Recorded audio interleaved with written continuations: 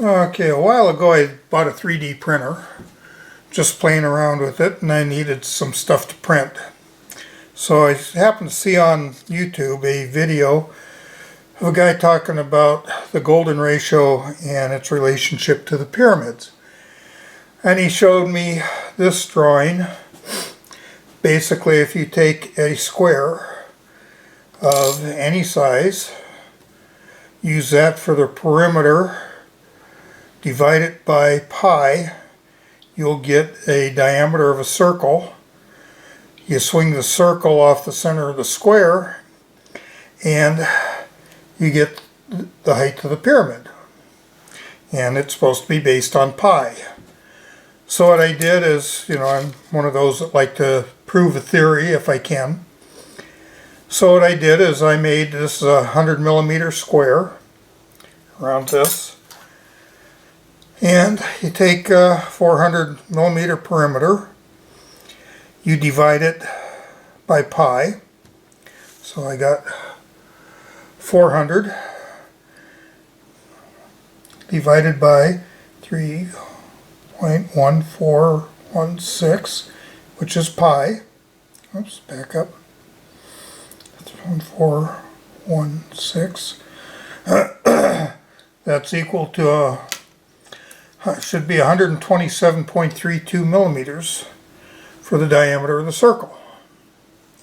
So let's see, we got this here. Got the diameter of the circle right about there. It's just a hair over 127 on this. Of course, don't have my calipers with me, and I'm not going to go get them because they're veneer and you couldn't read it anyway. So anyway, if that's the case, this bottom of the triangle is 100 millimeters long, and that's supposed to be 756 feet.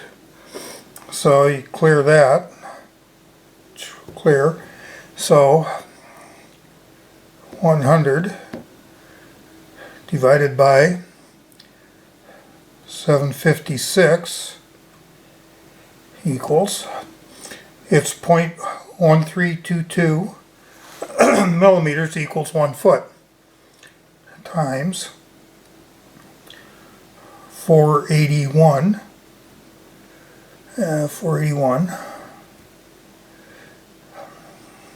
equals 63.62. So this should be this way, 63.62. And right there, it's just a hair under 64. So that works out the way he said it would. However, is it related to the golden ratio? So, I made a triangle. Let's see. This is a golden ratio. Ratio is 75 millimeters on this side, the short side. You multiply that, the golden ratio is 1 to 1, or 1.618. Multiply 75 times the golden ratio, you get 121.35.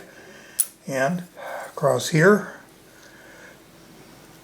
about 121.35, give or take a little bit. So that's right. Now, does it relate to the actual dimensions of the pyramid? Well, obviously that angle won't work. So I decided, well, maybe it's this way. So does this angle line up? So if I line up that edge to the bottom, no, if I line up this edge so it crosses at the peak, you can see that that angle won't work. So I'm not sure where it was in the golden ratio. So I decided, okay, this is 63 point,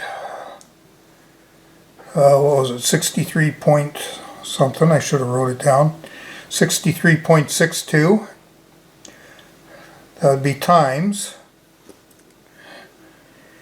1.618 equals 102, almost 103 millimeters. So this square would have to be 103 millimeters, not 100. So it's not quite there either. So I'm not sure if you could really say the golden ratio applies to the pyramid at all. You guys probably all know what this is. This triangle. It's a 3-4-5 triangle.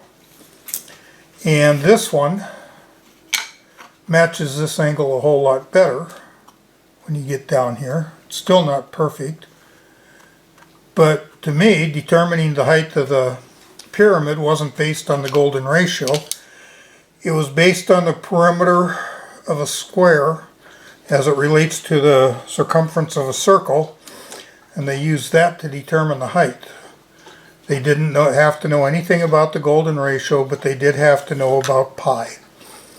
And that's just my opinion. I'm sure I'd get a lot of feedback if somebody who saw this video disagreed with me, but that's okay too. So where else would the golden ratio apply? Well, here's a typical definition of the golden ratio.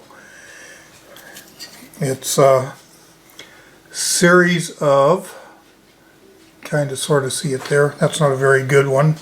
Let's go with this one. Maybe you can see it better. So,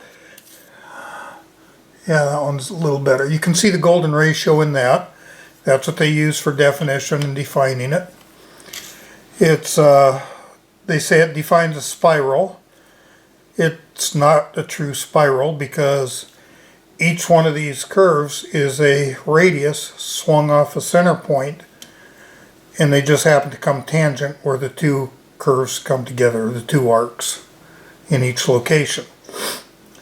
First one is 2, next one is 2 square, 2 by 2.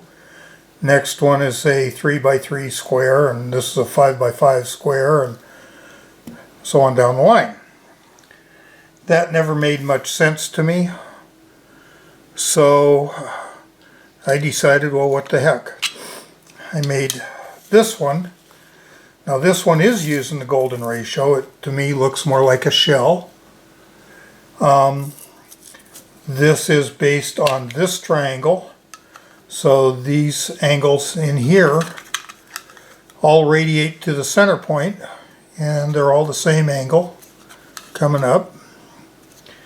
The hypotenuse of the triangle before is this height is based on that hypotenuse, and so on down the line. So that one's kind of different, and it does all match up to what this triangle is. But I can't really see how it compares to this one. So what I did is I took a slice off of this one and made that. So now I can put the two together, one on top of the other. And when I get it just right, let's see, it's easier this way. Clamp that together and line up the edges. They are almost identical. There's a slight variation. I don't know if you can see it here, but that's because this is not a true spiral. This one is a true spiral. It's based on a NURBS curve, which is a non-uniform rational B-spline, as they call it in CAD. So you got that curve. They're almost identical in the arc they make. Which one is actually more correct, I couldn't tell you. If you take a picture, which I might do, I gotta get a picture downloaded and printed, but this curve here matches the growth ring on a internal growth of a shell. So I'll see if I can get that printed off, and we'll see how that works out. But the golden ratio has always been something I never quite understood because it just didn't look right to me. This looks more correct because it defines all the points back to a center location in each arc of the curve, or not arc, each part of the curve. is exactly the same shape as the one before it, just scaled bigger. So we'll see how it works out. Let me see if I can get that thing printed, not painted, and we'll go from there. Back to you in a minute. Okay, so here's a typical shell, and back from the printer anyway. So here's the definition of the golden ratio. You can kind of see it in there. It will match this inside curve here, and if you notice, all of these seem to point to a center start location, which, you know, you could argue that this would be so small it would look like a start, but each one of these curves starts, this curve starts at a different center point. So if this is a true spiral for the shell, you would have to have something more like this. That also matches the curve. And with this one, like I said, this goes all back to a single center point. So which one's right, which one's wrong, are they both right? I wouldn't know. I just thought it was interesting that you can make the same spiral two ways. This is a true spiral. That's not. A spiral is a constantly increasing curve, not a radii. This one from this point to this point does not increase anywhere along its curve. It's a radius. This one from the center point here, wherever it met up, it's a constantly increasing curve. So I just thought that was interesting, just playing around with my 3D printer, trying to see what I can come up with. I just thought the golden ratio was interesting. Not too sure about their definition of the Fibonacci sequence and why it's so important when you can get there multiple ways. So that was my thought on that. And another fun little project I did with my 3D printer, I happened to notice it online. It was, this is something I made in wood years ago. I 3D printed this one. This is called the Tower of Hanoi.